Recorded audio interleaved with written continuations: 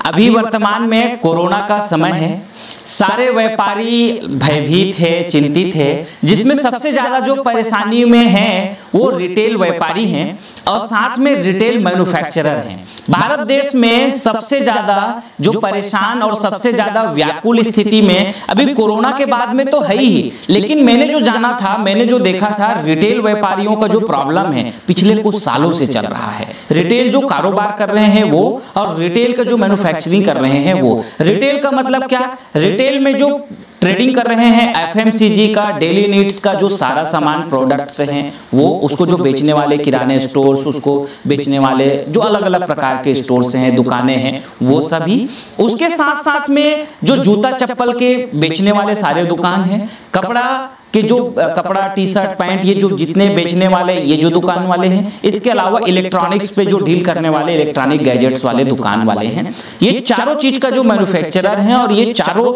Segment ही सबसे बड़ा segment है। एफएमसीजी सेगमेंट अपने आप में बहुत बड़ा सेगमेंट है, ये छोटा सेगमेंट नहीं है। तो ये चारों सेक्टर में सबसे ज्यादा जो प्रभावित ये मैन्युफैक्चरर भी हो रहे हैं और साथ में रिटेलर है। इनका कारण क्या है आज थोड़ा विस्तार से आप समझने की कोशिश कीजिएगा। देखिए, वीडियो को आप कट मत करिए, थोड़ा आप गंभीरता से समझिए। हो सकता है जो मैं आज बात कहने जा रहा हूं, ये बात अभी तक किसी ने कहा या नहीं कहा मुझे वो नहीं पता, लेकिन जो मैं कहने जा रहा हूं वो बात बिल्कुल सत्य है। और उसकी वजह से आज रिटेल व्यापारी अभी परेशान थे, और अब कोरोना काल में तो और बेहद ज्यादा परेशानी होगी। और इसके साथ साथ में जो बड़े व्यापारी हैं, हालांकि मैं मानता हूं उनको भी नुकसान हुआ होगा, लेकिन जो ये बड़े खिलाड़ी हैं, बड़े प्लेयर हैं, ये बहुत जल्दी पासा पलट लेंगे और ये बहुत जल्दी वापस मुनाफे में आ जाएंगे। तो अब रिटेल व्यापारी और रिटेल मैन्युफैक्चरर आपको कैसे तकलीफ हो रहा है, आप अपनी तकलीफ को समझो। देखो हुआ क्या, जब से ये अमेज़न भारत देश में एंट्री किया, अमेज़न और वॉलमार्ट ने जब से एंट्री किया, इसने पूरी रिटेल कारोबार को बजाया खूब तरीके से। इसी के साथ साथ में जितने और भी रिटेल मैन्युफैक्चरिंग में विदेशी कंपनी आई, विदेशी कंपनी में जैसे आप ये समझ लीजिए कि चाहे वो जो भी हो, चाहे वो कोका कोला हो, पेप्सी हो, या कि फिर नेस्ले हो, या कि फिर जॉनसन एंड जॉनसन हो, या रैंकेट बैंकाइजर हो, प्रॉक्टर एंड गैम्बलर हो, आईटीसी हो, हिंदुस्तान यूनिलीवर हो, ये बड़े बड़े मैन्युफैक्चरर हैं। इसी के साथ साथ में ये जो अमेज़न है, वॉलमार्ट है, फ्लिपकार्ट है, मिंत्रा है, जबंग है, ये स्नैपडील है, ये सब ई कॉमर्स इंडस्ट्री में है। ई कॉमर्स का भी आज मैं नाम ले रहा हूं, क्योंकि आज जब मैं ई कॉमर्स के बारे में जानने की कोशिश किया तो ई कॉमर्स में भी अब बड़े बड़े विदेशी प्लेयर आ चुके हैं, उसमें इन्वेस्टमेंट कर चुके हैं। तो ये समझ लीजिए कि अब वो भी भारत देश का प्रॉफिट में बहुत ज्यादा योगदान नहीं है, क्योंकि उसका भी पैसा विदेशों में जाने लगेगा। तो अब क्या हुआ कि जब से ये ई कॉमर्स आया तो अमेज़न ने क्या किया कि लाखों लोगों को बेरोजगार कर दिया। लाखों कहूं तो ही सही है कि करोड़ों कहूं तो भी सही है। करोड़ों को इसलिए कह सकता हूं मैं, क्योंकि ये जितनी कंपनियां हैं, ये अमेज़न, फ्लिपकार्ट, वॉलमार्ट, ये जो पूरी एक सिस्टम है, ये सारी विदेशी कंपनियों का है।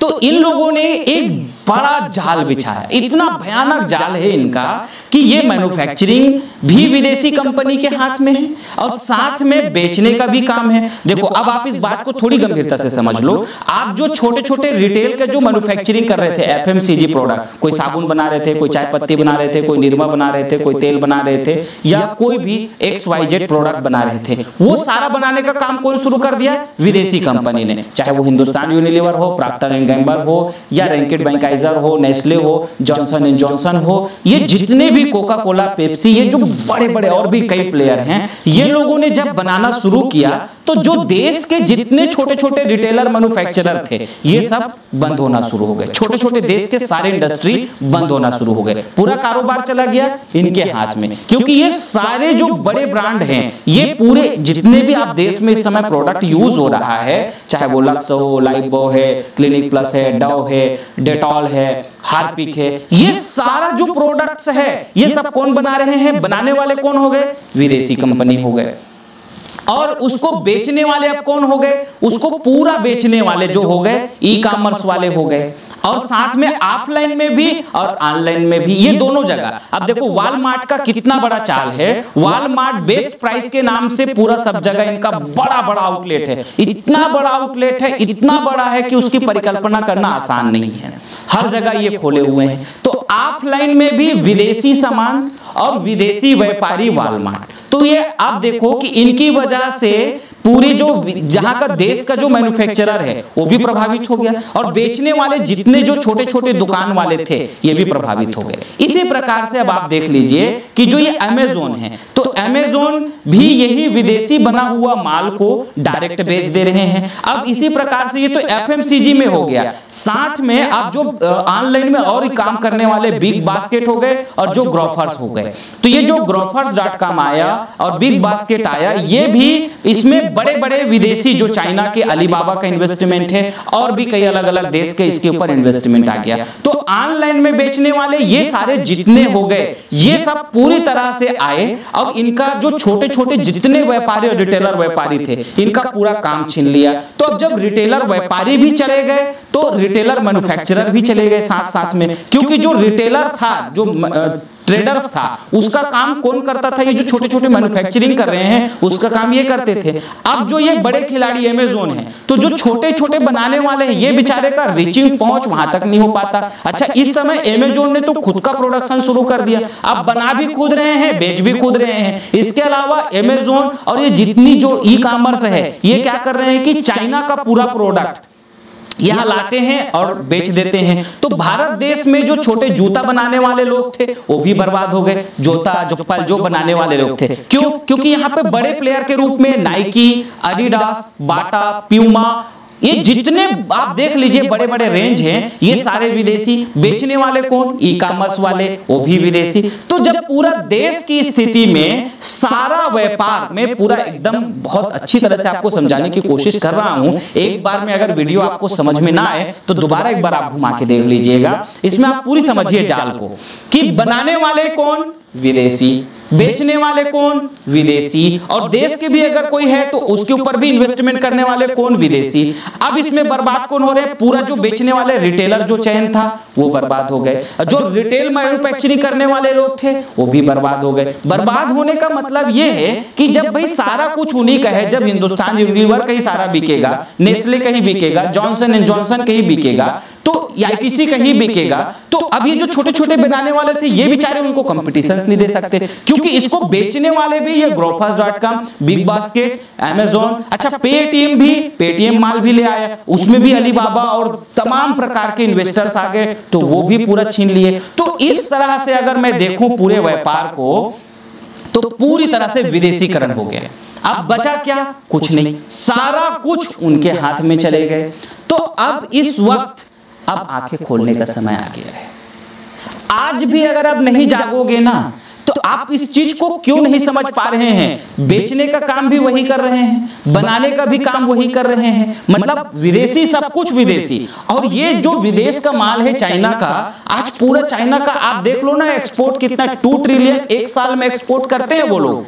अब हमारा भारत देश का एक्सपोर्ट मैं अगर आपको कहूं तो समझ में नहीं आएगा, खुद ही गूगल करके देख लो कि हम एक्सपोर्ट कितना कर रहे हैं, हमारे देश में इंपोर्ट कितना बढ़ गया है। तो ये बहुत बड़ा भारत देश की स्थिति। अच्छा, भारत देश की स्थिति परिस्थिति बहुत अलग है। आप भाई चाइना की अगर बात करें तो चाइना की इकोनॉमी 14 ट्रिलियन के पार चला गया, उनकी जनसंख्या अगर ज्यादा है तो क्षेत्रफल भी ज्यादा है। हमारी जनसंख्या बहुत ज्यादा, हमारा क्षेत्रफल बहुत कम, इकोनॉमी बहुत कमजोर। तो इस कारण से भारत की जो परिस्थिति है वो समझने वाली बात है। अच्छा, मैंने भारत के लोगों का एक बड़ा गजब का सोच देख रहा हूं। भारत के लोग क्या चाहते हैं कि विदेश की कंपनियां आए, यहाँ उद्योग धंधा चालू करें और हम नौकरी करें। अरे मेरे भाई, अरे मेरे लाल, ये क्यों नहीं सोचते हो कि हम कंपनी चालू करें और हमारे अपने लोगों को रोजगार दिया जाए? भाई अगर मैं अब चलो अब आप ये कहो, आप ये तर्क दो कि आपके पास पैसा नहीं है, तो क्या आप 10 लोगों को, 20 लोगों को, 100 लोगों को, आप 100 लोग मिल जाओ, 2-2 करोड़ रुपया अगर लगा लो तो 200 करोड़ रुपया हो जाएगा ना। और 200 करोड़ में कितना बड़ा बिजनेस को खड़ा किया जा सकता है। क्यों? इन विदेशी कंपनी जो हम यहाँ घुसाए हैं, हर एक सेक्टर में आप घुस गए, मतलब समझ में ही नहीं आ रहा है कि इसके ऊपर काम कौन करेगा।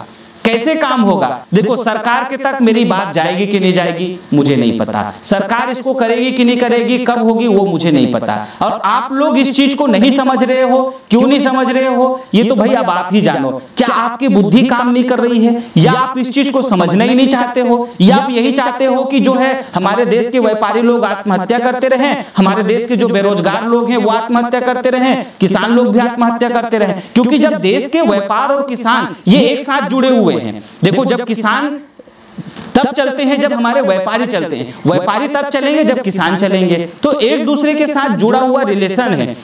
जब देश के व्यापारी बर्बाद हो गए तो ये किसान को मुनाफा पहुंचा ही नहीं पा रहे हैं, तो उसके चक्कर में किसान भी आत्महत्या कर रहे हैं, व्यापारी भी आत्महत्या कर रहे हैं, बेरोजगार भी आत्महत्या कर रहे हैं। क्यों? क्योंकि इसमें बड़े बड़े प्लेयर आ गए और सारा कारोबार उनके हाथ में चला गया, और छोटे सब लोग अब भैया ठंडे बस्तम का लॉबी। तो एक चीज और मैं सुना, फ्लिपकार्ट जो है छोटे छोटे और स्टोर खोलने वाले हैं। देखिए अमेजोन ने बिग बाजार है किशोर बियानी वाला, उसमें अपना जो है शेयर खरीद चुके हैं, तो ऑफलाइन में भी बैठे हैं। ऑफलाइन में बिग बाजार का कितना स्टोर है आप तो खुद ही जानते हो, देख लीजिए कितना स्टोर है, तो वहां पे भी सामान बिकेगा इन्हीं का, और बना भी रहा है अमेजोन खुद का। तो ऑफलाइन में भी ये बेचेंगे और ऑनलाइन में भी बेचेंगे अमेजोन वाले। इसके अलावा कई और इंडस्ट्री में वो राज कर रहे हैं। इसी के साथ साथ में ये तो कर ही रहा है ना वॉलमार्ट, कितना बड़ा उदाहरण है। वॉलमार्ट ऑफलाइन में भी बेच रहा है, ऑफलाइन में भी उनका खूब सारा प्रोडक्ट है। मैं तो जाके देख लिया ना, उनके बेस्ट प्राइस इनका है, मैं बेस्ट प्राइस जा करके देखा, वहां पे इनका खुद का बहुत सारा प्रोडक्ट है, और वहां के जो कर्मचारी उनको यही सिखाया जाता है आप वॉलमार्ट का प्रोडक्ट लीजिए आपको ज्यादा सस्ता पड़ेगा।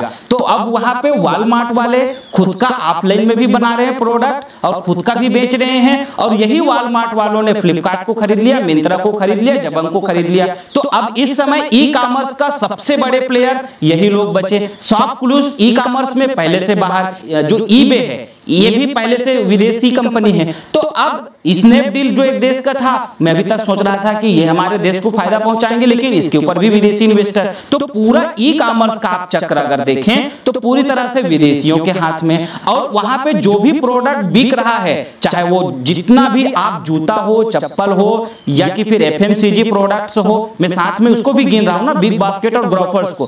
तो अब आप ये देखो ना कि ये लोग जो चैन है इनकी, ये जो जिस स्ट्रैटेजी पे काम कर रहे हैं, वैसे भी ऑनलाइन का युग आ गया, तो ऑनलाइन युग आने की वजह से यही लोग सबसे ज्यादा हावी हो गए। तो इसकी वजह से जो देश के छोटे मैन्युफैक्चरर हैं, देश के जो रिटेलर हैं, इनको तबाह होना बिल्कुल जायज हो गया है। ये 100% तबाह हो ही जाएंगे, कोई डाउट नहीं है।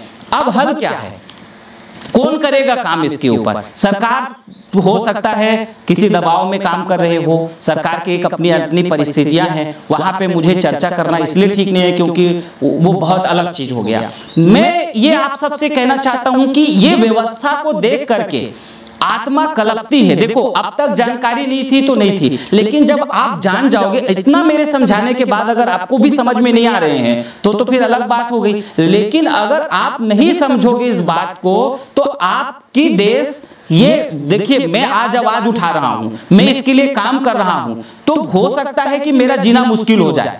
देखो आप तक देश के लिए जिन लोगों ने स्वदेश के लिए काम किया, तो ये विदेशी व्यापारी और विदेशी गद्दार कहीं ना कहीं उसको मारने की कोशिश करते हैं, अब तक ये हुआ। लेकिन मैं अपने जान के लिए यहाँ के बेरोजगारों को, यहाँ के किसान को, यहाँ के व्यापारी को मरने तो नहीं दे सकता ना। मैं तो ये संकल्प लिया हूं कि भला ये मार दें, लेकिन मैं पीछे नहीं हटूंगा, किसी भी हाल में पीछे नहीं हटूंगा। मुझे जीने की कोई बहुत ख्वाहिश नहीं है, अगर जी गए तो फिर कुछ करके जाएंगे, और अगर मर भी गए तो कोई बात नहीं है, ये भारत देश आपका है, आपको सौंप के चले जाएंगे, कोई फर्क नहीं पड़ता। लेकिन जब तक हैं तब तक तो ये संकल्प है कि कुछ तो करना है। तो मैंने इसके लिए एक बीड़ा उठाया है, मुझे आप सबका साथ चाहिए। देखिए हमने जितना कर सकते हैं, मैंने बहुत सारे लोगों को अपने साथ जोड़ने की कोशिश किया है, बेस्ट मैनेजमेंट वालों को अपने साथ में लाने की कोशिश किया हूं। आपसे भी कह रहा हूं कि अगर और भी कोई बेस्ट मैनेजमेंट में लोग हैं तो वो आप हमारे पास आइए, कस्टमर केयर में अगर आप बेस्ट हैं तो हमारे पास आइए, टेक्नोलॉजी में आप बेस्ट हैं तो हमारे पास आइए। हमने कुछ अलग तरीके से प्रोग्रामिंग करने की कोशिश किया है, हम इसको जितना बचा सकते हैं उतना बचाने की कोशिश कर रहे हैं। आप समझिए कि आप किस तरह से बचाया जा सकता है। देखो, सबसे पहले हमको हमारे रिटेलर मैन्युफैक्चरर है उसको बचाना है, और रिटेलर जो ट्रेडिंग कर रहे हैं इन लोगों को बचाना है। तो ये बचेंगे कैसे? तो इसके लिए हमको दोनों को उठाना पड़ेगा, मैन्युफैक्चरर को भी उठाना पड़ेगा और ट्रेडर्स को उठाना पड़ेगा। तो हमको हर हाल में छोटे मैन्युफैक्चरर जो लोग हैं उनका प्रोडक्ट बेचना पड़ेगा, क्योंकि सारे ये लोग तो विदेशी, पूरा समझा दिया आपको, पूरी एक बार और घुमा के देख लो भाई, आप नहीं समझ में आ रही है घुमा के देखो, ठीक से समझ लो कि इनका जाल कितना भयानक है। पूरा विदेशी सामान विदेश के कंपनियां बना यहां रहे हैं, बेच यहां रहे हैं, बेचने वाला विदेशी, बनाने वाला विदेशी, प्रॉफिट कमाने वाला विदेशी, और हम खरीदने वाले केवल। तो हमारा देश का लगातार पैसा बाहर जा रहा है। अब तक अगर आपको मैं बताऊं नहीं समझ में आ रहा है तो 1000 लाख करोड़ रुपया,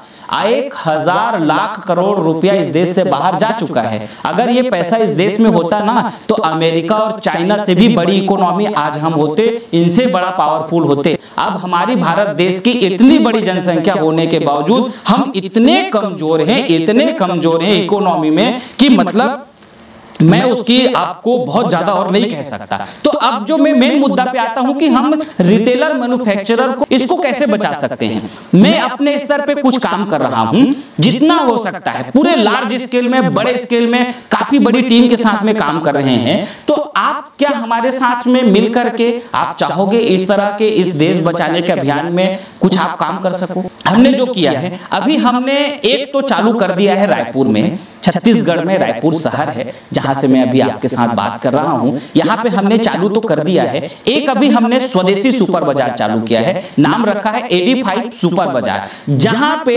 एक भी विदेशी सामानों की बिक्री नहीं होगी।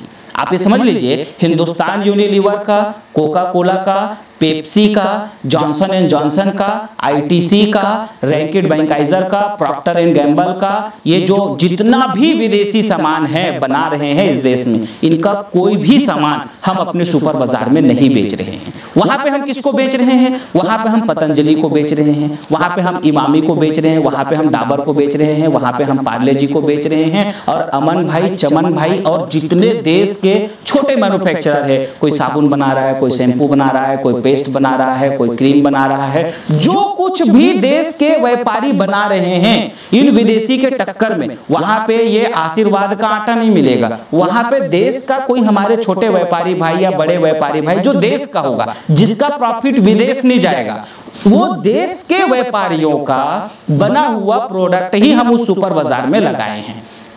इसी मॉडल को हम आपसे चाहते हैं कि आप अपने शहर में खोलो, अपने तहसील में खोलो, अपने कस्बा में खोलो। आपको ब्रांड नेम हमारा इस्तेमाल कर लो, AD5 सुपर बाजार आप लगा लो, एक कम्युनिटी बना के चलाते हैं, क्योंकि अलग अलग चलाएंगे तो ना उसकी, अब अलग आप खोलोगे तो अलग आपको सॉफ्टवेयर की प्रोग्रामिंग करने भी, फिर आपका बजट बढ़ जाएगा, आपको सॉफ्टवेयर में खर्च करना पड़ेगा, बिलिंग इन्वेंट्री में खर्च करना पड़ेगा, तो ये बहुत सारे खर्च होंगे। फिर आपको ऑनलाइन को भी कंपटीशन देना है। देखिए, मैंने तीनों को व्यवस्था किया है कि रिटेल को भी कैसे बचाएं, रिटेल मैन्युफैक्चरर को भी कैसे बचाएं, और ऑनलाइन के जो ये बड़े खतरनाक खिलाड़ी लोग हैं जो लूट रहे हैं, इससे कैसे बचाएं। तो हमने क्या किया कि विदेशी जो मैन्युफैक्चरर है उसकी जगह देसी मैन्युफैक्चरर के सामान को रखा, और जो ऑनलाइन में बेचना है तो वही जो हमारे जितने रिटेलर व्यापारी होंगे जो हमारा फ्रेंचाइजी लिए हुए हैं AD5 सुपर बाजार का, वही लोग ऑनलाइन में भी बेचेंगे। देखिए, बहुत गंभीरता से समझिए इस बात को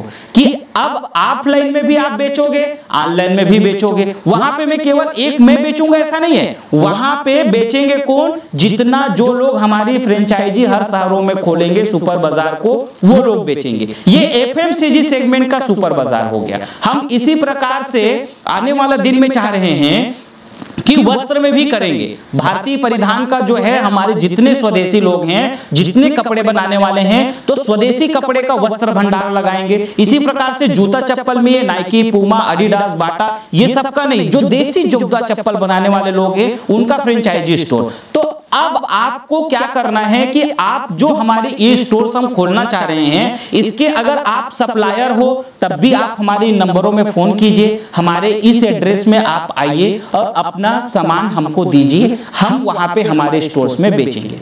समझिए इस बात को। तो मैन्युफैक्चरर को भी फायदा देश का, और इसको बेचने वाला कोई अकेले मैं नहीं हूं, इसकी पूरी फ्रेंचाइजी मॉडल है। आपको आपकी बजट में हम फ्रेंचाइजी दे देंगे, हम आपको सॉफ्टवेयर का प्रोग्रामिंग देंगे, बिलिंग इन्वेंट्री का पूरी तक आपको जो समस्याएं हैं वो देंगे, मतलब हम आपको हर चीज देंगे। हम आपको प्रमोशंस के लिए भी देंगे, हमारे पास में बहुत अच्छी स्ट्रैटेजी है प्रमोशन के लिए, उस प्रमोशन में भी हम आपको सपोर्ट करेंगे। तो आप मैन्युफैक्चरर हो तो आपको भी फायदा होगा। आप यदि अभी छोटा दुकान खोल के बैठे हो तो अब आपका दुकान आपको इसलिए कम चलने वाला है, इसलिए क्योंकि ये सारे यही आ गए ना, ग्रोफर्स आ गए, बिग बास्केट आ गए, पेटीएम माल आ गया, और ये जो अमेज़न आ गया, फ्लिपकार्ट आ गया, मिंत्रा आ गया, जबंग आ गया, तो भैया अब आपका चलेगा कैसे? तो अगर आप स्वदेशी की नीति में अगर हम लोग आएंगे, अब आपका इसलिए चलेगा क्योंकि हमारे इस पूरे अभियान में स्वदेशी समृद्धि अभियान के करोड़ों कार्यकर्ता जुड़ रहे हैं जो आपके पास में आएंगे और आपके पास खरीदेंगे, पहली बात। दूसरी बात, जो देश के मैन्युफैक्चरर हैं ये भी परेशान हैं। क्यों परेशान है? क्योंकि ये विदेशी कंपनियों का जो जाल है उससे बच नहीं पा रहे हैं, तो ये लोग भी लगातार आपको प्रमोट करेंगे, पूरा आपको सहयोग करेंगे। हमारे साथ कई देश के मैन्युफैक्चरर आ रहे हैं जो आपको पूरा उठाने में मदद करेंगे, आप अगर ट्रेडर्स हो तो। और आप ट्रेडर्स अगर हमारे साथ मिल करके काम करोगे तो हम इन मैन्युफैक्चरर को उठा लेंगे। और अब ऑनलाइन में भी अब बेचनेंगे तो क्या करेंगे भाई? आप रायपुर में हो, आप जूता चप्पल रायपुर में फ्रेंचाइजी लिए हैं, तो वहां का जो ऑनलाइन में आप बेचेंगे तो आप ही बेचोगे, समझिए। और वहां पे जो बिक रहा है वो भी देश का होगा, बेचने वाला भी देश का होगा, ई प्लेटफॉर्म भी देश का है। तो हम इस तरह से एक बहुत बड़े उपक्रम को चलाने की कोशिश किया है, बहुत दिमाग लगाया है, रात रात भर जगा है, बहुत मेहनत किया है, बहुत अथक परिश्रम कर रहे हैं, दिन रात इसी में लगे हैं कि देश में कैसे भी बेरोजगारों को बचाना है। अच्छा, इससे सबसे ज्यादा जो फायदा होगा वो बेरोजगार को होगा। कैसे? जब देश के मैन्युफैक्चरर चलेंगे तो ये क्या करेंगे, छोटे छोटे जो स्तर के मैन्युफैक्चरर है ये देश के लोगों को रोजगार देंगे ना। अच्छा, एक काम और हमने करने की कोशिश किया है, हमने एक टैलेंट क्रिएटर एकेडमी भी बनाया है जहां पे हम एफएमसीजी प्रोडक्ट का जो साबुन, निरमा, ये सब तेल बनाने का बहुत सारा उपक्रम भी हम सिखा रहे हैं।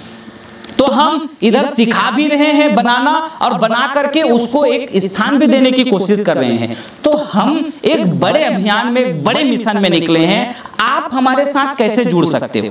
हम गांव वालों के लिए भी करने की कोशिश किए हैं। हम गांव में श्री चवन स्वदेशी केंद्र खोलने की कोशिश कर रहे हैं। आप गांव में भी हमारे स्वदेशी का उत्पाद को बेचने के लिए हमारे इस नंबर में फोन कीजिए और वहां पे आप ट्रेडिंग करिए, सेल्स कीजिए। आप अगर शहर में हो तो आप शहर में सुपर बाजार खोल लीजिए। आप सुपर बाजार नहीं खोलना चाहते हो, जूता चप्पल का खोलना चाहते हो तो आप जूता चप्पल का खोल लीजिए जो स्वदेशी के पूरे मॉडल पे होगा। बिकेगा कोई भी देश का ही, विदेश का कुछ भी नहीं बिकेगा, आप ये समझ लीजिएगा। और हम सब मिल करके एक दूसरे को प्रमोट करते हैं।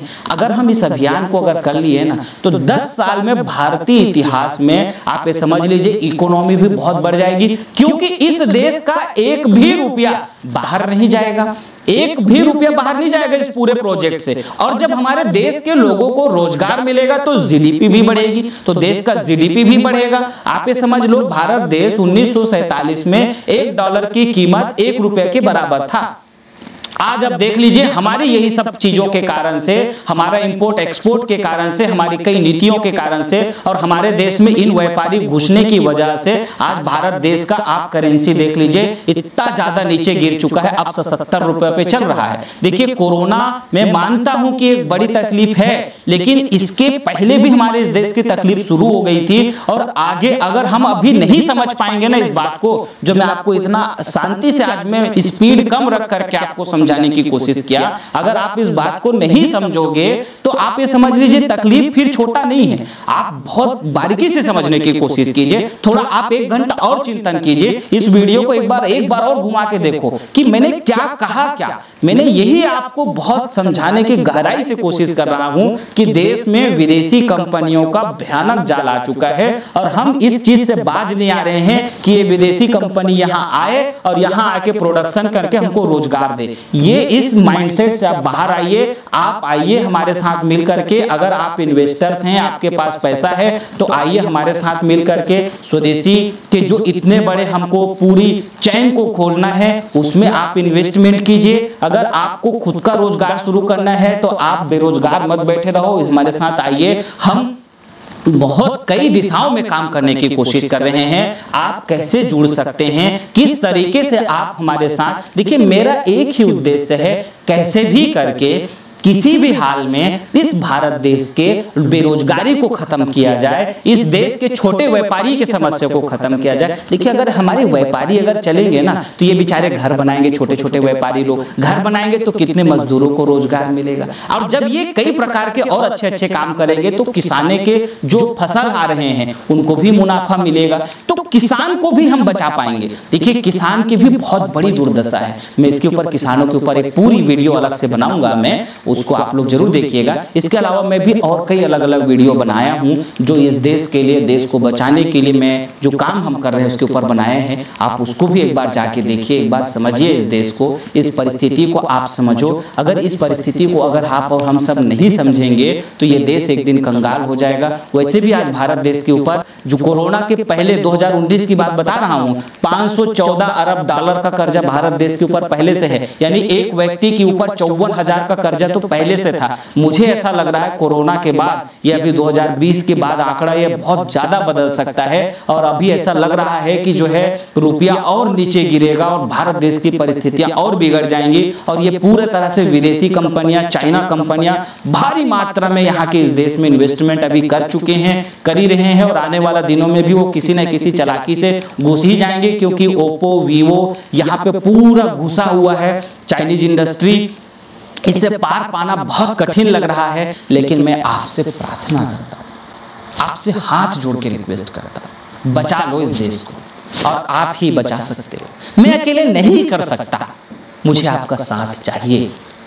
आइए, मैं आपसे प्रार्थना करता हूँ, इस देश को बचाने में लगिए। ये गरीबों को, ये बेरोजगारों को, ये किसानों को, ये रिटेल व्यापारी को हमको बचाना ही पड़ेगा, किसी भी हाल में बचाना पड़ेगा। आप जिस सेक्टर में टैलेंट रखते हो, एक बार अगर क्या हमारे साथ मिलकर के आप कुछ सहयोग कर सकते हो हमारे इस अभियान में, इस प्रकल्प पे आप आइए। जिस तरीके से आप आ सकते हैं, इन्वेस्टमेंट के हिसाब से आ सकते हैं, टैलेंट के हिसाब से आ सकते हैं, जॉब के हिसाब से आ सकते हैं। जिस तरीके से आप हमारे साथ इस देश में, ये देश भक्ति का काम है, आप ऐसा समझ लीजिए, ये देश उठाने का काम है, ऐसा समझ लीजिए। मैं कोई अपनी निजी प्रॉफिट की नहीं बात कर रहा हूं। मैं आपको बता दूं, हम भी 120 से अधिक प्रोडक्ट का निर्माण कर रहे हैं, लेकिन मैं अपनी बेचने की बात नहीं कर रहा हूं। हम बात कर रहे हैं कि छोटे छोटे हर एक व्यापारी का सामान बिके, उसकी बिकने की व्यवस्था होनी चाहिए। नहीं तो देश का इंपोर्ट एक्सपोर्ट पूरी खराब हो चुका है और आने वाला दिनों में हम इतने बड़े भारत देश रह करके हमारा इंपोर्ट एक्सपोर्ट इतना कम है, बहुत दिक्कतों का सामना हम कर रहे हैं। मैं आप सबसे प्रार्थना करता हूं,